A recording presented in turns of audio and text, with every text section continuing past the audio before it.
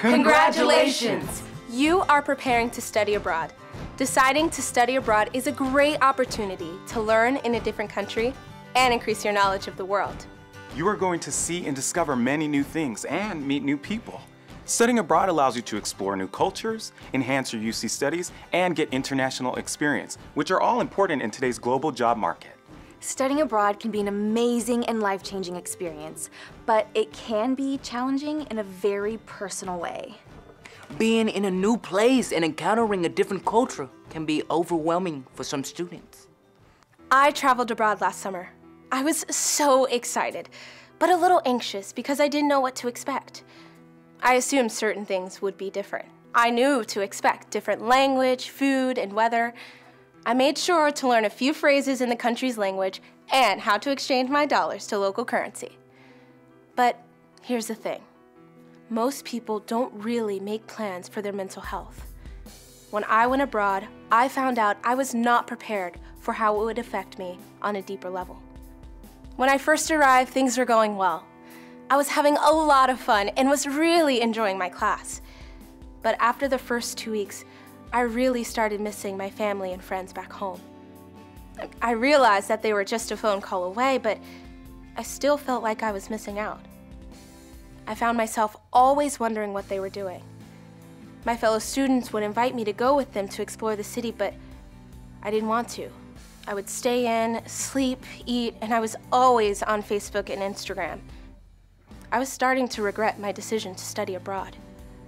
I was spending an excessive amount of time every day talking on the phone and on Skype with people back home instead of enjoying myself. I was withdrawing from others and feeling sad and lonely almost every day. My family would ask about the cool things I was doing, but I had nothing to tell them because I was only going to class and staying in my room. My parents were concerned. I thought I was just homesick, but my parents thought that it was more than that. They told me about a pamphlet my campus provided with information on signs of depression. I must have skipped over that brochure in my excitement to leave. I really identified with some of the symptoms listed in the brochure and agreed I should probably get some professional help. But because I hadn't read the pre-departure information on accessing counseling services abroad, I didn't know how to get help, and I felt too tired to reach out. I just wanted to sleep. Thankfully, I remembered that during my program orientation, the topic of health had been addressed. So I called the local UC representative who told me where to go and what to do. After a couple of weeks of seeing someone, my symptoms started to diminish. I started spending more time with local friends and less time sleeping and on social media, which also made me feel better. It didn't happen overnight, but I eventually started to shake my symptoms and enjoy myself. During my time studying abroad, I was spending a lot of time with friends, meeting new people and doing a lot of new things in the area. We studied hard, and on our downtime, we toured the surrounding areas and visited major landmarks. We went dancing, shopping, and we talked with the locals. Every day was a new adventure, and there was just so much to do. We really enjoyed visiting the different restaurants and trying new food.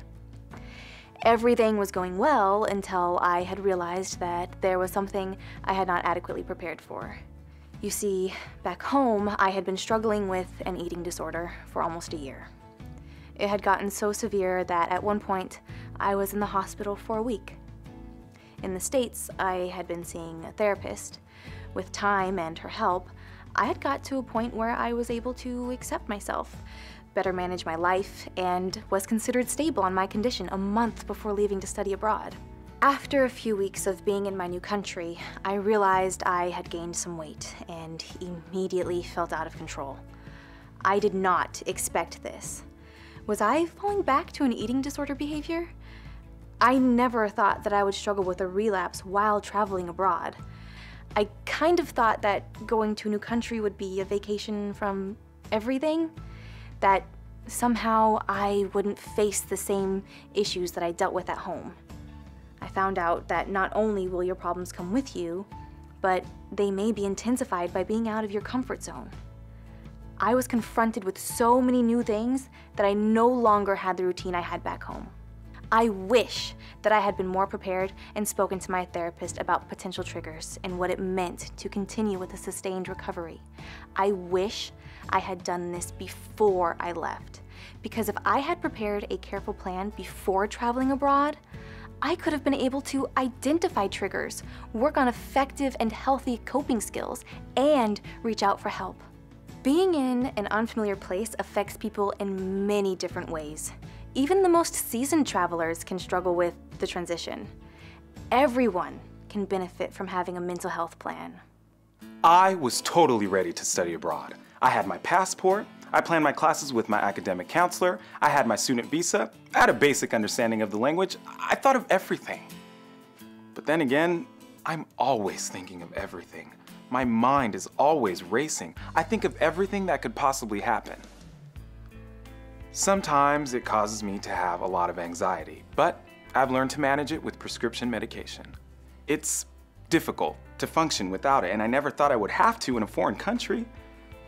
About a week after I arrived, I realized that I was out of medication. I wasn't worried though. I would just find a pharmacy and get my prescription refilled, right? When the pharmacist told me my medication was illegal, I was completely shocked. A doctor in the US had prescribed it to me. Why would it be illegal there? I had no idea. I didn't know what I was supposed to do. I spent the next few days on the phone with my doctor, the program director, my insurance provider. It was time-consuming and terrible. My classmates were enjoying their first week abroad, and I was just trying to keep it together and figure out what to do.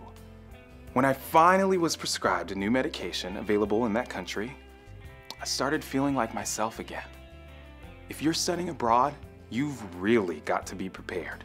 You may think you're not forgetting anything, but it's better to be safe than sorry. Take it from me. I did my research and I thought I was prepared, but the one thing I forgot to do was read my pre-departure materials and use my UC resources. Take advantage of your resources and work with your doctor on a mental health plan before departure. It is helpful to be aware of the common issues that can manifest abroad and the symptoms so that you can understand what is happening to you or your friends and can take steps to counteract them.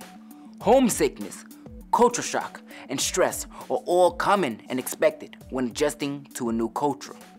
Culture shock is caused by differences in things such as communication, worldviews, values, different academic culture, transportation, and many others. Symptoms of culture shock include sadness, difficulty studying or working, frequent crying, nervousness, irritability, and withdrawal. Adjusting to a new culture can complicate any pre-existing issues you may have been managing well at home. Many students feel that traveling will help them leave the problems behind, but the opposite is true. When you pack your bags, your problems not only come with you, but can be intensified by the stress that comes with adjusting to a different culture. It is important to maintain a healthy well-being and balance, and remain flexible about differences. Talk to your doctor before departure. Develop a mental health plan and know how to reach out for help if needed. Identify how you will access support abroad. Investigate mental health services in your destination country. If you are currently taking prescription medication, find out whether it's available and legal in your destination country and get information about traveling with medications. Self-care is easy. Remember, keep in touch with family and friends or anyone else you consider your support system. Also, make sure to get enough rest. Eat well-balanced meals and make sure to exercise. Keep a journal. Familiarize yourself with the area, culture, and customs before you go. You should arrive abroad with an open mind, and most importantly, be patient with yourself. Traveling abroad was one of the greatest experiences of my life. I had a great time and grew as a person. To successfully study abroad, you want to physically and mentally feel your best. Remember, it takes time to adjust, even for the most experienced travelers. My homesickness only lasted for a short time, but if you experience these symptoms for longer than 2 to 3 weeks, or it begins to impact your school, work, or family, seek help. Access your UC resources. Your experiences will translate into tangible benefits throughout your entire life. Remember, the world is a beautiful place. So have fun!